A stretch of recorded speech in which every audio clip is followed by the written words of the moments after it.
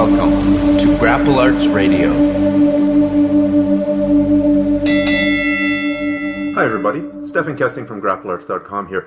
Today I've got a person I've trained with once or twice in the past, Rafael Lovato Jr. on the podcast, and I'm really thrilled to be able to pick his brain about competition because this is a guy who's done a lot of competition. So yes, thank you. Welcome to the show. Yeah, I saw you compete in Metamoris 1, and I was just struck by, you had a really relentless and aggressive style that served you very well that night. That was a really nice, because I trained with you before, but I'd never seen you bring the heat in that kind of way. Yeah, Metamoris, that was I love that event. You know, the rules, the professionalism, the stage, the way they build it up and everything. You know, it has the feeling of like a UFC event for jiu-jitsu. And, I was very appreciative and fortunate to be invited to compete at the first one. And, I had a great match with Kyron Gracie. And I think it was one of my better performances in my career. You know, I was playing my game, really opening myself up, attacking from the bottom and the top. I think I tried like 4 or 5 submissions before I got the one that was able to Kimura in the end, didn't you? Before I got the Kimura. And basically I was just really playing my game and I was in great shape, and Kyron's a very tough competitor, and he was kind of in a really good phase at that time. He had just won the Pan Ams that year and everything. And I just played my game, and I know a lot of times in the regular sport jiu-jitsu matches, 10 minutes isn't quite enough time to pass someone's guard or be able to, really wear them out and, get the submission. So I really liked the 20 minutes in Metamoris, and it gave me enough time to just, apply my pressure, my top game, and, really work hard to wear him out and make his legs tired and be able to pass his guard so I could get the finish at the end. Well, question for you. I mean, I've always wondered this about the Metamoris events. They're on this big stage with no fence around it, and were you ever worried about falling off the damn thing? No, you really don't think about it. In fact, the last one, when I faced Galvao, I got really close to the edge. He had like a single leg, but I wasn't scared. I wasn't worried. You really don't think about it when you're in there. You're just totally focused on the man in front of you. Mm-hmm. So you like competing under those rules? Just yes, at a time? Yeah, not just the time, but the way that there's no points, there's no advantages. I think it makes it much more pure. You're not fighting for a score or fighting to do, just a little bit more than the other person in a certain amount of time. That along with the nice bonuses they give for the submissions and everything. The guys are really working hard. This last time they had the decision that they put out, which I think maybe could slightly affect the match if the guy has been dominating for 15 minutes, the last 5 minutes, maybe he might take it easy a little bit because he knows he's going to get the decision. But I saw in an interview that Halleck is going to get rid of that, and they're going to go back to submission only or it's a draw. Okay. So we'll see. But yes, I really like those rules. I think the closer that you can make, the match the same as how it is in training, then I think you're gonna see better jiu-jitsu. Mm-hmm. You're not gonna see people hold back or fight not to lose instead of to really win. And in the end, it makes a better show for the fans, and it also makes our jiu-jitsu better. The competitors that are out there, we can learn more, we can understand more, and we're not just training for a specific set of rules. We're training to actually be complete jiu-jitsu fighters. But certainly you've done really, really well in sort of, I want to say, conventional jiu-jitsu competition as well, which is kind of understating how difficult it is. Mm-hmm. Let's talk about your watermark year or your banner year, mm-hmm. when you, if I recall correctly, you got gold at the European Opens, the Brazilian Nationals, the Pan Ams, and the Mundials. Do I have that correct? Yes. What was that like? That must have been an insane year. Man, it was super insane. That was 2007. That was my third year as a black belt. Well, I completed my third year as a black belt that year. So, it was kind of like the perfect timing for me to, really make my mark. I was like 23 going on 24.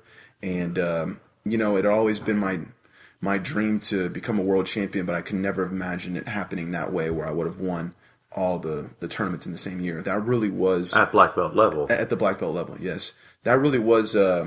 I don't want to say an accident, but I didn't go into that year like really saying that's what I'm going to do. You know, I was going to be at each competition, and each competition I wanted to make, I wanted to do to make myself better for the world championships. You know, because the worlds, at the end of the day, if I would have won all three and then lost at the worlds, it wouldn't have mattered. You know, if I lost at all of the other three and then won the worlds, I still would have been very happy, obviously. You know, so the worlds is the only one that really, really matters. But, I just came into that year very, very hungry. You know, I did my first year at the Worlds in 2005 as a black belt. And, I reached the quarterfinals and, kind of started getting that experience. First year, it's like, okay, almost medaled. It's all right. We'll get better. And then in 2006, I was actually out of the Worlds. I missed the Worlds that year. I was really sick that month.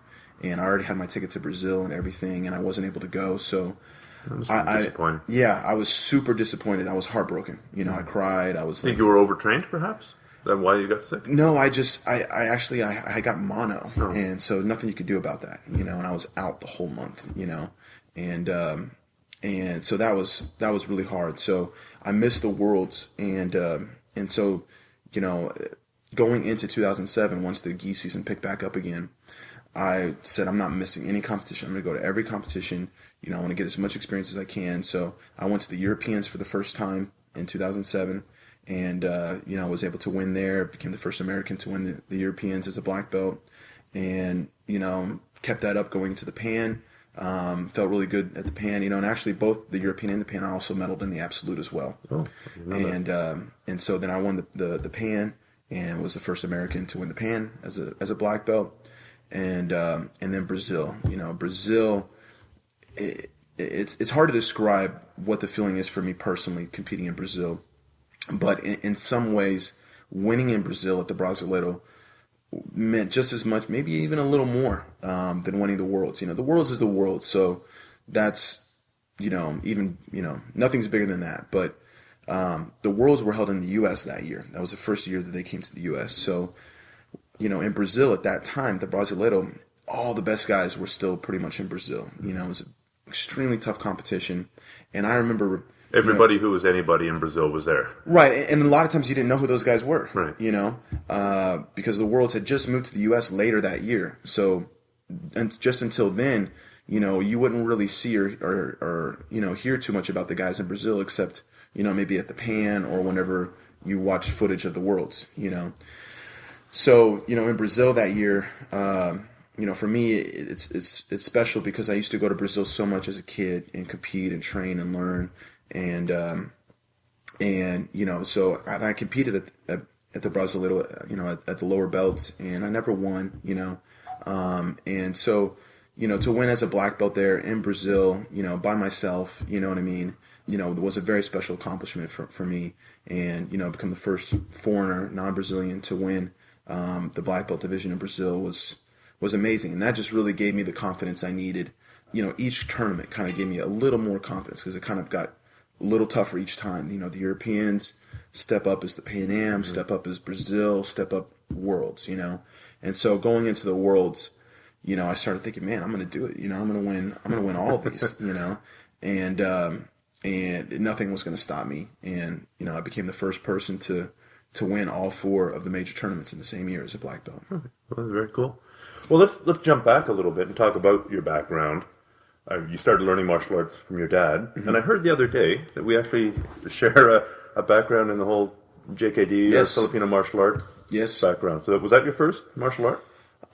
Kind of. I mean, I'm from JKD. Whenever I was just a little kid, we lived in Cincinnati, Ohio. That's where I was born. And my father was an assistant instructor at a JKD academy there in Cincinnati.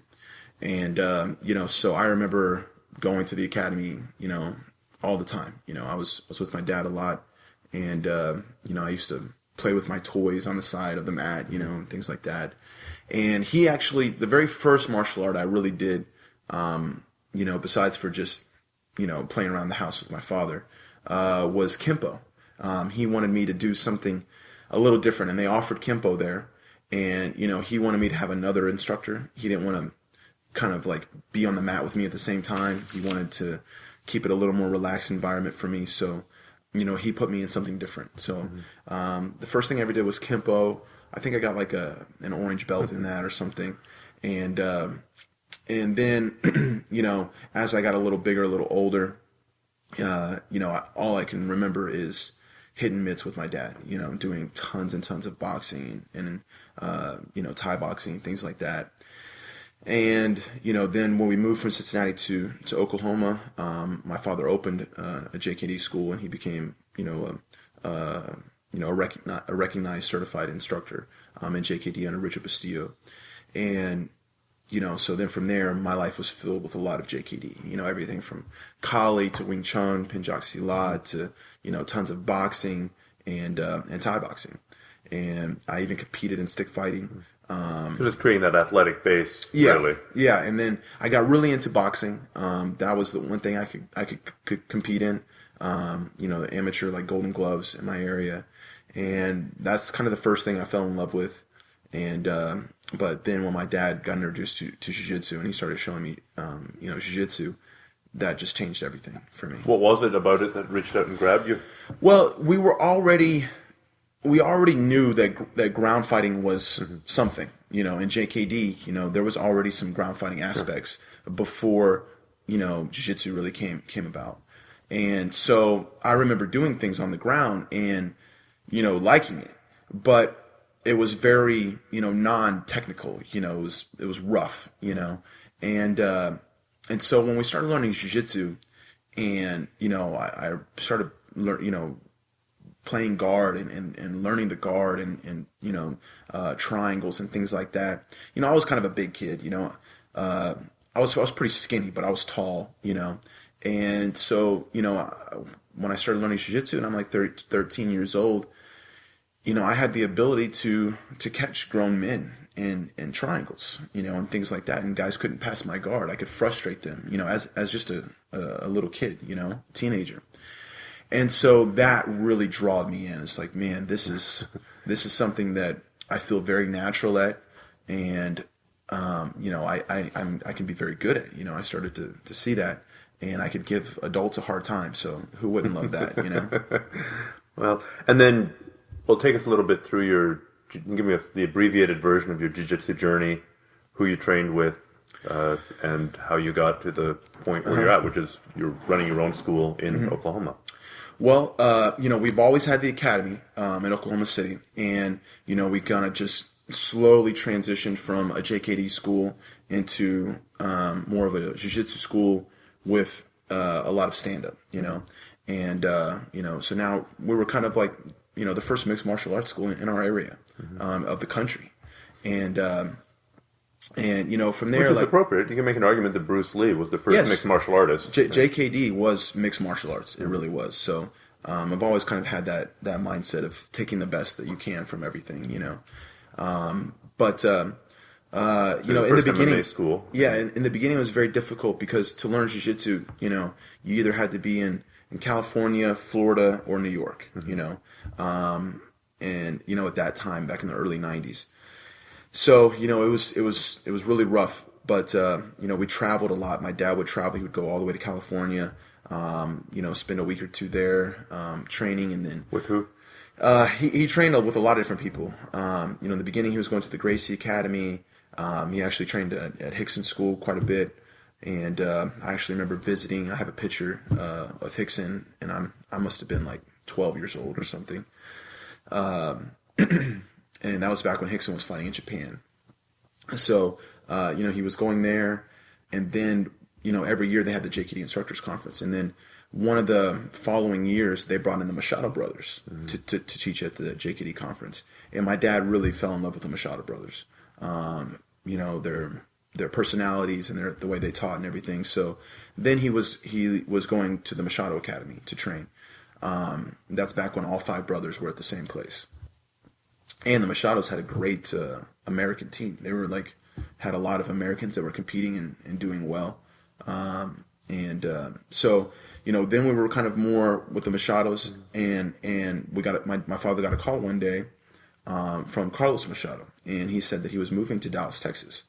Chuck Norris was a student of Carlos, and he wanted Carlos to be closer with him. And he was filming in Dallas for the Walker, Texas Ranger show.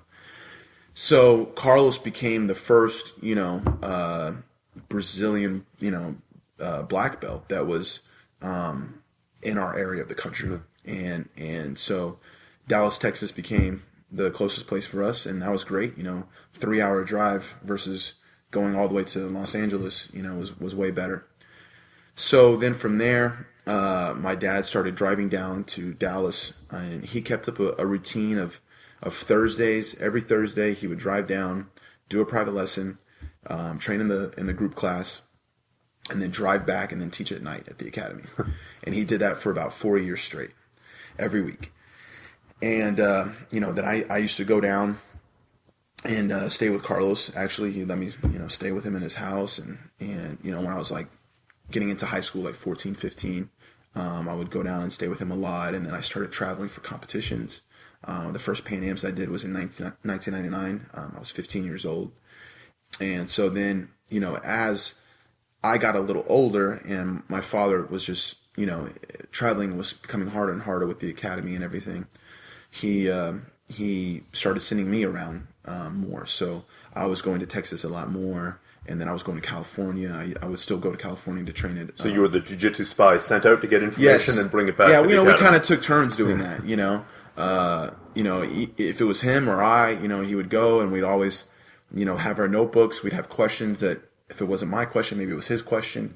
And that it's instructive because I get a lot of questions going, Stephan, either through my website or through Facebook or somehow associated with the Grapple Arts thing, where people are coming and saying, Stephan, I live in Podunk, Idaho. We're miles and miles and miles away from any instructors. What do I do? Mm-hmm. And basically, they have it even easier than you did, because you can open up your phone, watch an app, mm-hmm. or you can read a book, or you can all these instructional YouTube, sites. Tons of DVDs, and you can travel. Mm-hmm.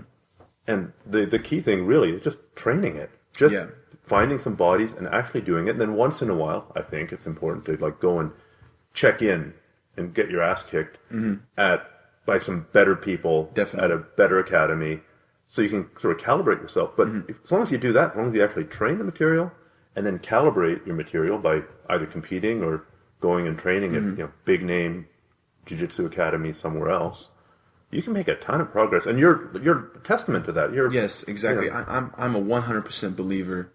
It doesn't matter your situation, your circumstance. If you really want it, you can do it. In a lot of ways, I think it's a benefit, because nowadays a lot of people are starting to get spoiled. We have so many great competitors all over the place, great instructors.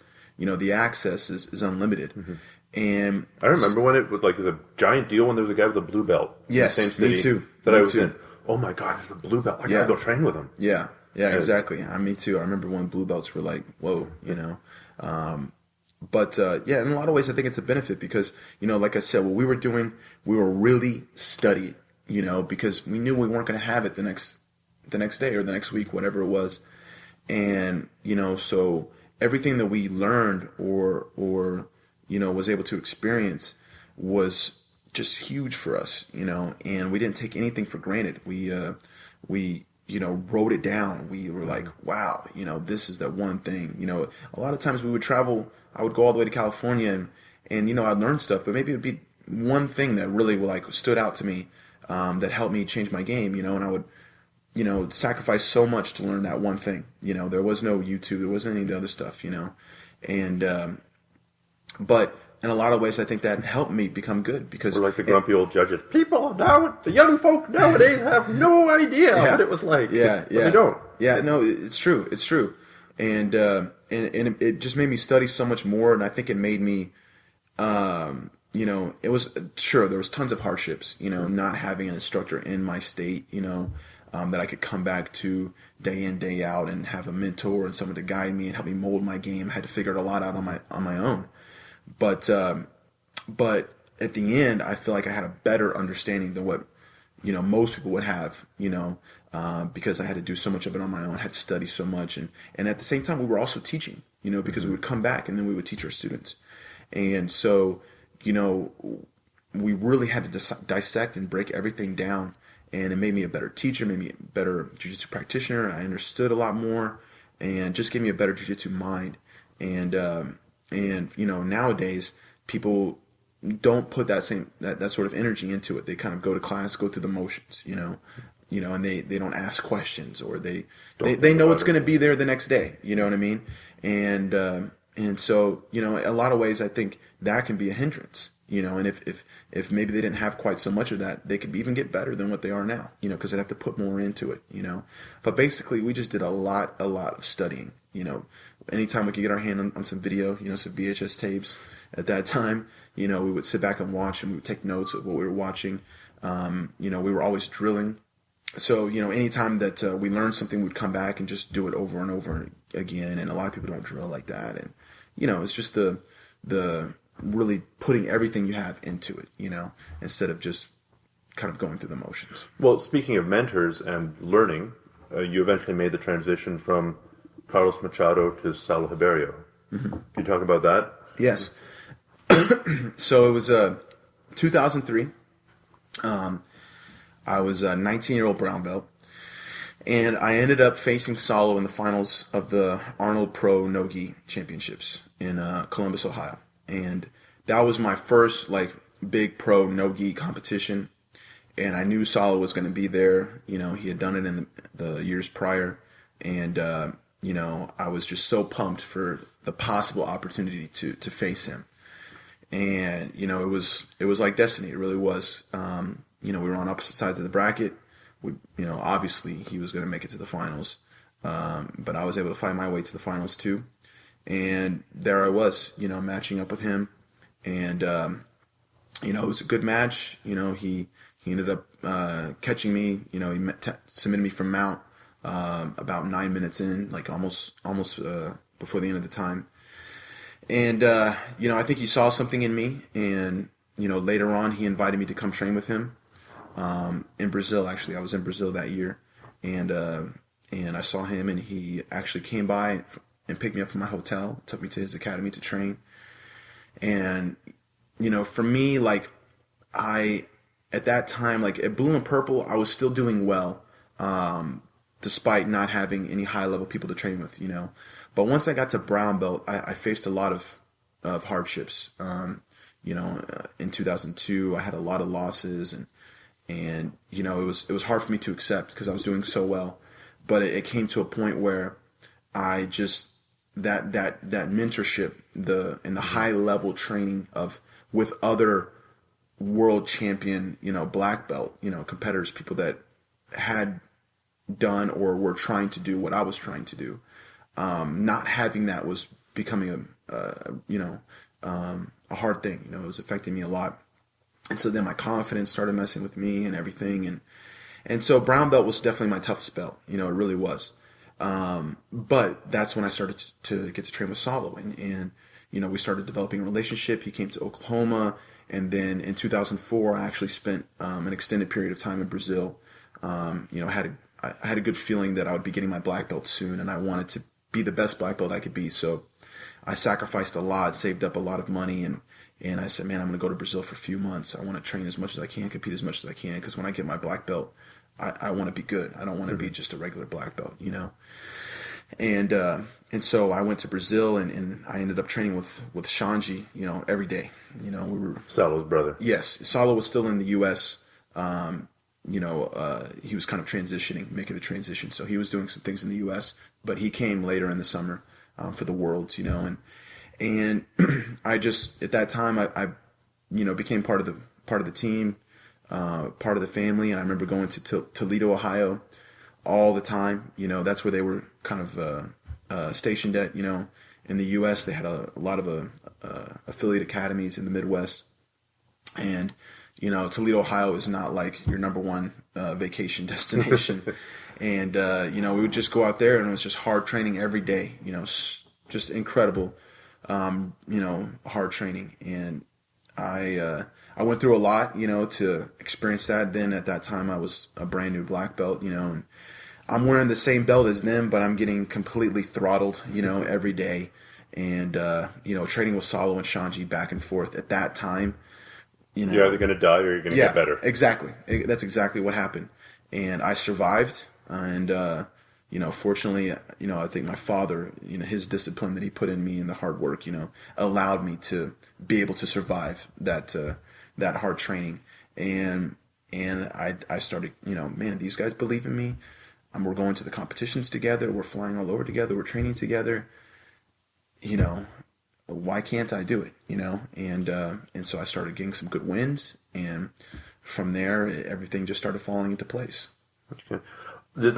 I'm assuming that built, the way you're framing it, that built the mental toughness that then served you well later on in your competition career. Yeah, for sure. I think it came down to my father. My father he's a extremely disciplined man, very hardworking, and I would just follow him, and that's really what put me into martial arts. Of course, is like every other son, wanting to make his dad proud, and so I think it started with my father, and 100%, he. I was training hours and hours, when I was 11 years old, I was training all day, so that hard work and the never quitting, the discipline and understanding that if I put the work in, I can achieve anything. That started with my father, and then that carried into, Salo. And then the thing that Salo and Shanji really gave me was the confidence and the guidance, because until then I didn't have any other world champion black belt, telling me, all right, this is what you have to think and feel and do to go out there and become a world champion black belt. It's different. You have to become a different person.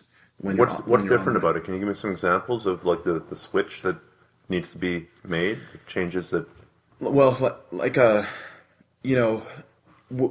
person that you are on a normal everyday basis. When you're with your friends, you're with your family, you can't be that person when you're on the mat or in the cage or wherever, in that sort of combat, where it's man versus man or woman versus woman, this person versus that person, you have to be, it's hard to explain. When I describe it to my students, I tell them that you have to be kind of like a superhero, whatever regular, normal human thoughts that you have, or doubts, or things that come into your mind every day, that has to be completely shut off when you're out there. And I didn't understand that at first, I was kind of really, I grew up in Oklahoma, so,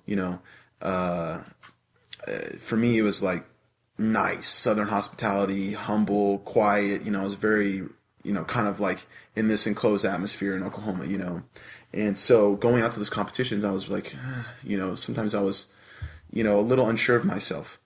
And with Salo and Shanji, with Salo especially, telling me like, how to make that mental switch and what to think and feel and to kind of have this like extra level to turn myself up to, I had to train myself and really develop that.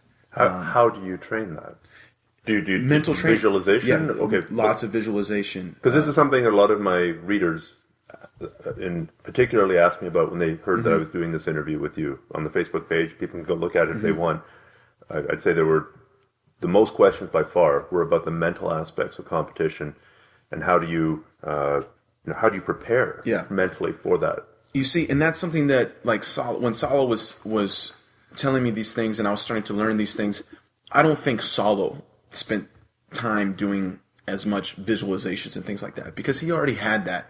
He already knew that. He was already very confident in himself. He'd already been successful a lot at the lower belts. He didn't have to go through, I mean, I'm not saying he'd have to have hardships, but, he had Hoyler Gracie, one of the greatest competitors of all time, mentoring him.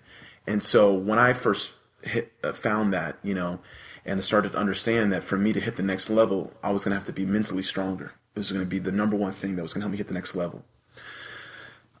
I had to train, I had to really work on finding that zone to become successful as a black belt, especially at that time, because at that time, I remember the days when going to Brazil to compete in the world championships, there would be a handful of non-Brazilians that would medal in the whole competition.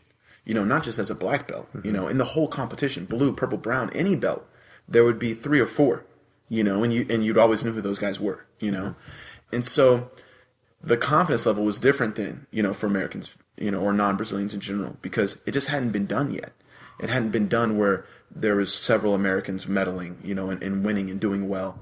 The only one who had any success really was BJ. Of course he won gold, and there's other BJ Penn. Yeah, BJ Penn. There was other Americans who medaled here and there. Garth Taylor, Albert Crane. Some of these guys, but it was just so rare that and competing in Brazil, it was a different vibe. It was a different vibe than what it is now. Now with the Worlds in the U.S. and you're more familiar with the competitors. Back then, you have no idea who it was. It was very well, and it was more mythical. Everyone was mysterious. You heard of all the best guys, but the only way you could really see them is if you went to Brazil and saw them live in action.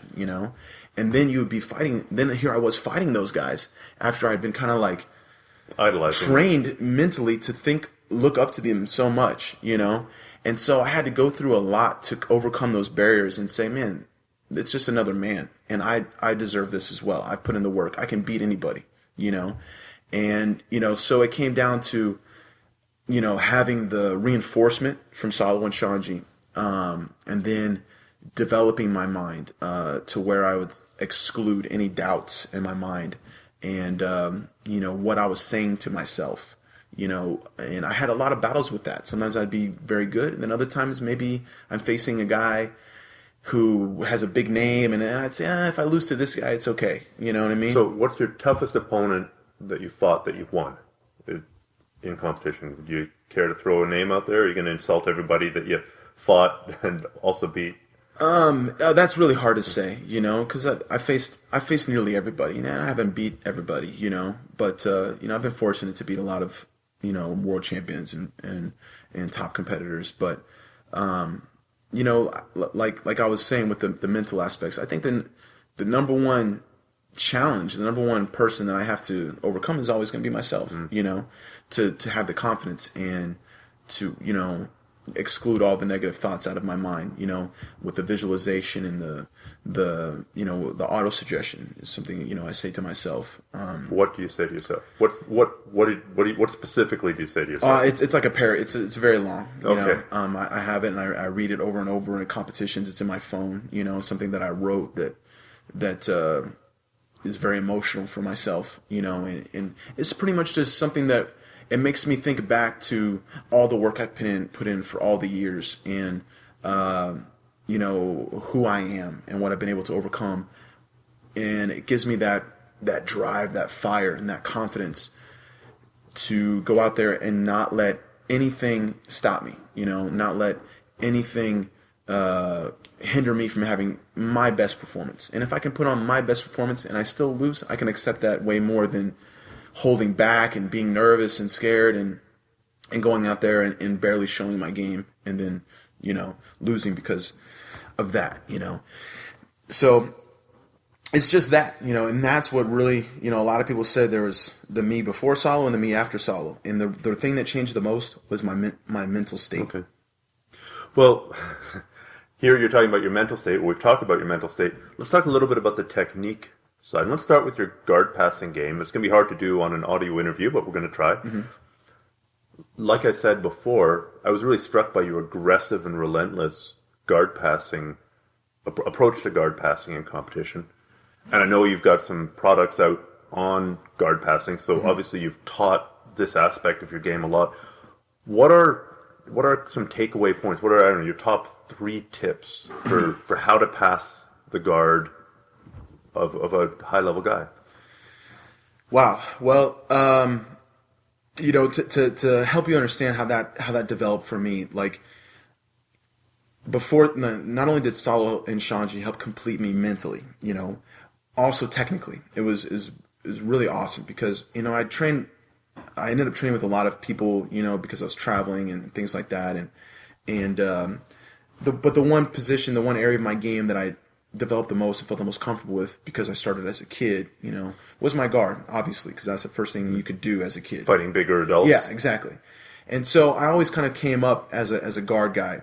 And, you know, a lot of the guys I was training with had very good guards. And so I always kind of kept up with, you know, learning and understanding a lot about the guard. And then, you know, Salo and Shanji are two of the best top players that have ever been in the game, you know. And so it helped me so much in both ways, because when I started to train with them, you know, I was feeling and experiencing how they were just killing my guard, just completely shutting down my guard. And, you know, I was very proud of my guard, you know.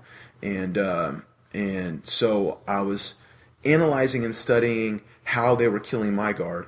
And also, you know, of course, I'm asking them questions and I'm learning from them, and I'm starting to apply their, you know, techniques and principles to my passing game. And it really just kind of ended up completing my jiu-jitsu and made me have like a very well-rounded jiu-jitsu where I feel comfortable on bottom and top. But their style of passing was very different from what I had experienced before. You know, the pressure and the smashing and the forcing half guard and mounting, you know, things like that. Where at that time I was more about, you know, passing to side control, you know, bullfighting a lot. I had a good cross knee pass. You know, my passing wasn't horrible, but I wouldn't go out and win competitions with my passing only. You know, I'd win with my guard, you know. And so I said, man, I need to bring this into my game, you know. And so I started putting it together, and that's what I really, you know, have developed the most. Like the biggest jump in my game since being a black belt is definitely in my top game. And so when I started putting out these passing products and things like that, and teaching my passing game, what I've developed personally from what I've learned over the years from Salo and Shanji. Is that the pressure guard passing? Yes, yes, Okay. My pressure passing system.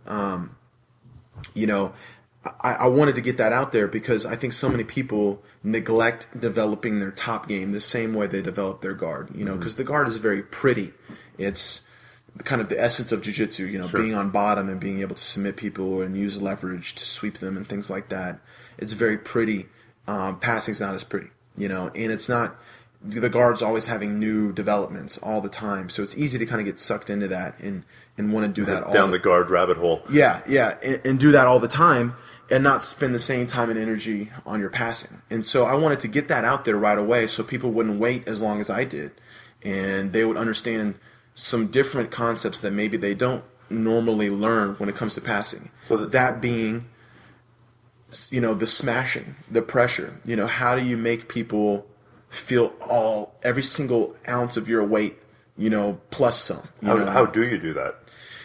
It depends on the position. You know, it's hard to explain, you know, with words, but you know, one thing I try to do is stay on my toes. I try to stay forward, and you can see that a lot of my match with Kyron and Metamoris. You know, half the time I was almost just kind of laying on him. You know, kind of the blanket effect. You know, to wear out his legs, making the person use their hands to push you off instead of having grips, and you know, wearing them out and forcing your way in, going through the guard instead of trying to go around it, instead of trying to beat the legs.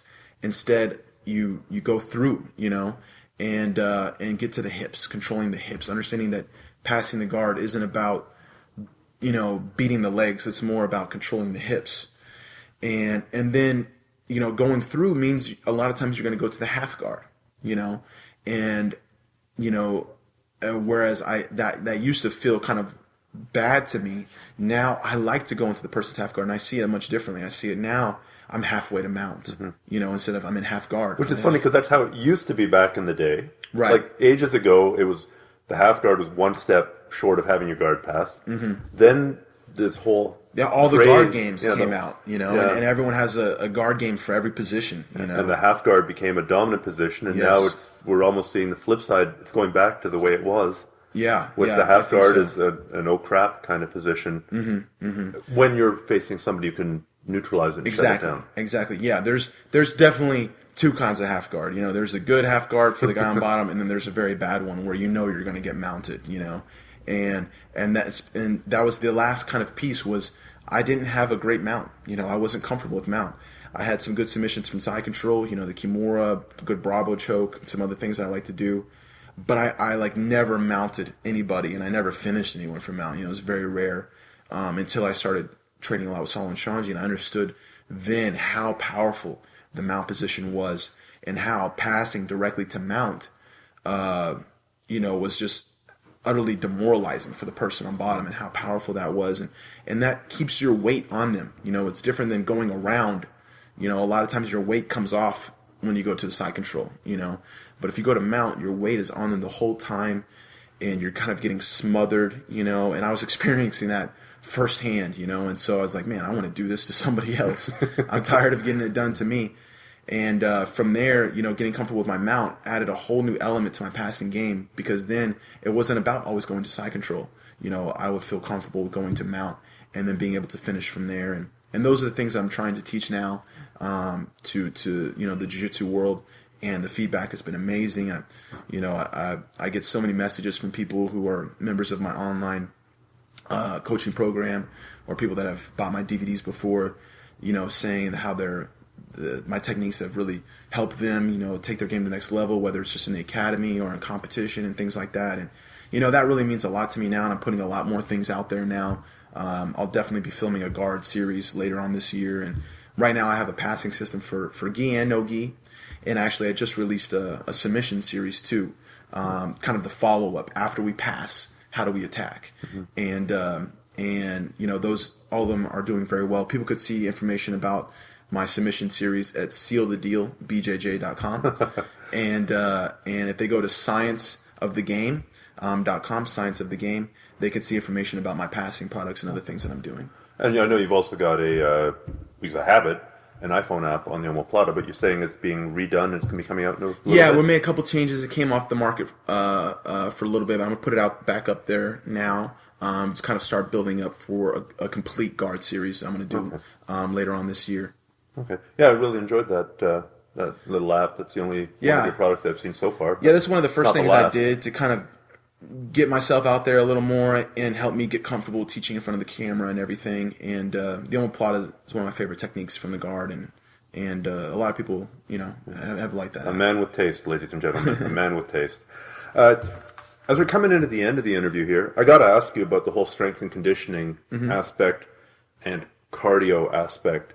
How much do you do in the lead up to a competition? I do a lot. What specifically do you do? Can you give us an example of a workout with specific exercises and specific reps? Not so that people go out and do it verbatim, but it's always interesting to see what a top level guy is doing. Well, for me, ever since I was young, the hard work, my father, put into me, I've always been into doing strength and conditioning in some form of way or other. Back when I was younger, I didn't really know. I didn't have the mind to be able to create a program for myself, and so a lot of it I was kind of just taking from other people, what they did or what I felt was good for me. And so every now and then I would get experience with a high level trainer, and I would start to use it. And I would just kind of bicep curls and bench press. Yeah, that is not what you want to do for jiu-jitsu.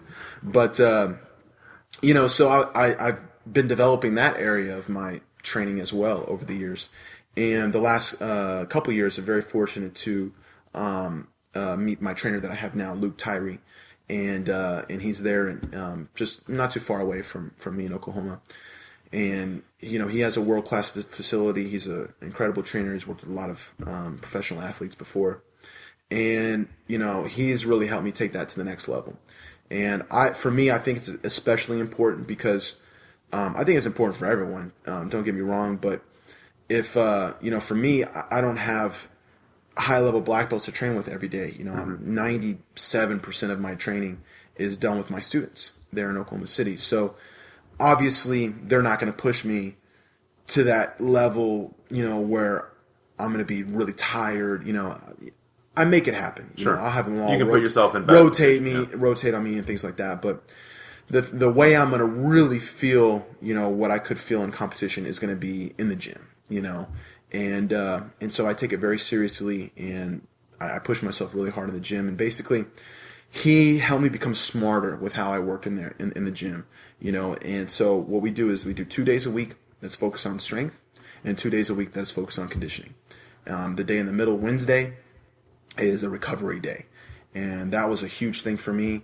I used to, because of this attitude and how I thought no one can work harder than me. I need to do something every day. Nobody can break my body down better than me. Yeah. If there was a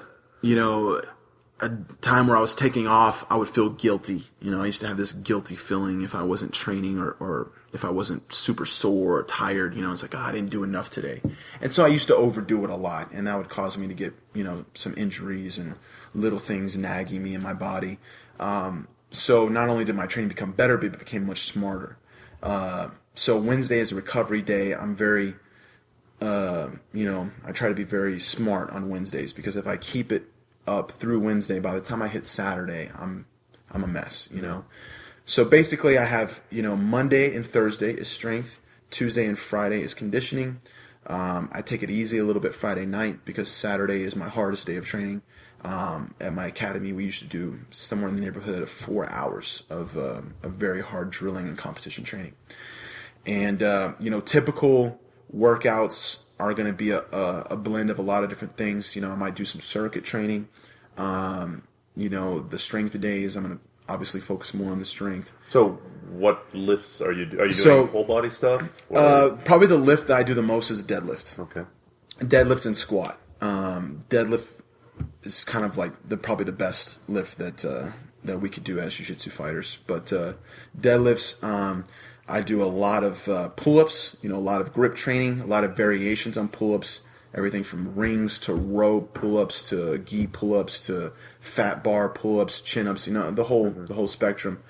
A lot of grip training, but deadlifts, pull-ups, the prowler. The prowler is like I have no idea what a prowler is. It would just be a piece of equipment that you would think of for football players, where you're kind of pushing something. There's high handles, there's low handles. You can stack weights on the prowler, and that's probably the one thing that really just makes you feel absolutely dead. Like a jiu-jitsu competition could make you feel. It really gets that lactic acid and everything built up in your body, fries your legs, completely destroys your legs. But the prowler is kind of like your worst best friend. And then we do a lot of sled drags, a lot of, pulling the sled around. And then a lot of kettlebell swings. Kettlebells are great for the grips. And, so he'll develop a lot of circuits within those exercises, and of course other stuff. And then, he'll push me hard with the cardio, with the prowler, a lot of sprinting. We do a lot of hill sprints. Because jiu-jitsu is very, hard and then kind of slow. And, so I think the best form of cardio that you can do specifically would be, with sprints. And I take a lot of that and apply it to the training as well, on the mat, where I'm doing, really hard bursts of rounds. We do like 90-second bursts a lot, where it's like a battle to get the score, a battle to pass or a battle to sweep, it's different situational trainings. A lot of like takedown training is a great way to tire yourself out on the mat, and drilling for, trying to hit a certain number of reps within a certain amount of time, that can push you on the mat as well. So I kind of just, do a little bit of everything, but, he keeps it very simple. And the key is I don't leave the gym so dead that I can't train at night. I feel better getting my conditioning workout in the day. I feel better when I'm on the mat later. I feel like my body is, stronger and more like warmed up. And of course, you've also built that up over 20 years of training. Your body's ability to handle that. Right. Before somebody goes out there and tries to do this, jump from the desk job. Right. I'm going to quit being a computer programmer and I'm going to start training 3 times a day the way Rafael does. Yeah. You got to be smart. You got to know your body, and that's the other thing is getting to understand my body, knowing when I need to stop. I used to never stop, and then I wasn't training well. I'd be too broken down. I didn't want to leave the workout or the gym until I knew I was going to be sore or I was going to be really tired. And it's not about that. It's about making yourself better on the mat, and then within that, I do a lot of recovery work, a lot of foam rolling. You know, I get the lacrosse ball and all my knots, and take the time to stretch a lot and do a lot of joint mobility. And that was the other piece that he really brought into my training, was the recovery aspects, which is extremely important. A lot of people neglect. The very last thing I want to talk about is, before the interview, you gave me some really cool news about Abu Dhabi. Yes. So why don't you share it with the listeners here? Yeah, what's going on with you there? Just this week, you know, the ADCC invitations are getting sent out. You know, kind of now that the Worlds are over, Metamorphosis is done, all eyes are on ADCC. You know, it's an ADCC year. So, you know, that's going to be the big thing to complete the year. And, you know, I was very happy to receive my invitation again. This will be my 4th time at ADCC. Wow. And on the other hand, like at the last ADCC in 2011, I had my first and second black belts with me. James Popolo is my second black belt. He won a trials to go to the ADCC. And then Justin Rader, my first black belt, received his invitation, and he competed at ADCC for the second time. And so the last ADCC, there was 3 of us, 3, you know, 2 of my students and myself. And then this time around, you know, I had another student who actually won the ADCC trials as a blue belt. His name is Jared Dopp. He's going to be one for people to keep their eyes on. He's an incredible athlete, very, very smart, and now he's a purple belt. And he's coming up. He took second at the Worlds this year. He was a blue belt world champion, gi and no gi, last year.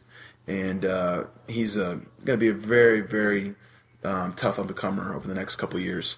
But he won a trials. James Popolo won another trials, who was my second black belt. And then I got my invitation. And then just this week, Justin Rader received his invitation. So I have 3 students, and then myself, making 4 of us. From Team Lovato, and we have compiled the biggest American team to ever compete at one ADCC. I have a person in all but one of the weight classes for the male divisions, and you know, we're making history again. So I'm very proud of that, because you know, because I've been teaching since I was so young, I am getting to compete alongside a lot of my black belts, the next generation, and a lot of my guys, you know, who are doing really well, and it brings another element of you know, satisfaction for me in my career. You know, especially, you know, getting to compete alongside my black belts is a big thing. You know, Justin Rader and myself, we both won the no-gi world championships on the same day in 2010. You know, as an American teacher and student black belt combo, winning world titles, you know, and, you know, it's just that history making aspect and being able to kind of pave the way for the next generation and compete alongside my students and things. It's a special thing for me. And I look forward to competing with my black belts, you know, as much as possible in the future. But obviously my time in the adult division at the highest level is getting shorter. You know, I just turned 30.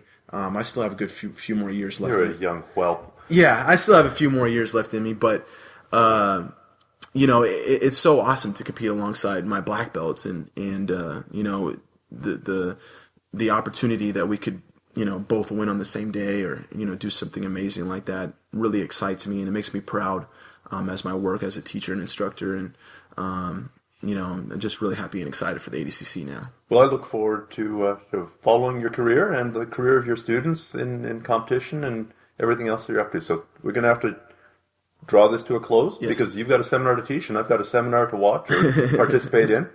And so we're going to get you off to that. Awesome. Thank you so much for the interview. And if anyone wants to find the transcript for it, it'd be at grapplearts.com/Lovato, Lovato. Yes. So thanks so much. Yeah, thank you. And I'd like to say in closing, for all my fans and everybody out there, you know, of course, appreciate all the support. And, you know, please follow me on Facebook, LovatoJuniorFans.com, and check out my site, LovatoJunior.com. You hear everything that I have going on, all my products and everything else. And, yeah, look forward to seeing you guys soon. Thank you. In addition to these podcasts, I also put out a regular newsletter on training. It's very, very jiu-jitsu centered. It's a ton of in-depth information about different aspects, different techniques, different tricks, different tactics, different training methods around jiu-jitsu, ground fighting, no-gi grappling, and even MMA a little bit. So if you go to grapplearts.com/newsletter, you can sign up for free. If you don't like what you get, there's an unsubscribe button at the bottom of every single email you're ever going to get. We'll part as friends, no harm done, you tried it out. But I get a lot of feedback from people saying that they found these emails super useful in their training, even a little bit inspirational. So go to grapplearts.com/newsletter and try it out. It's completely free. It always will be. There's no obligation. It's really easy to leave if you don't like what I give you, all right? Check it out. Take care. Good luck with your training.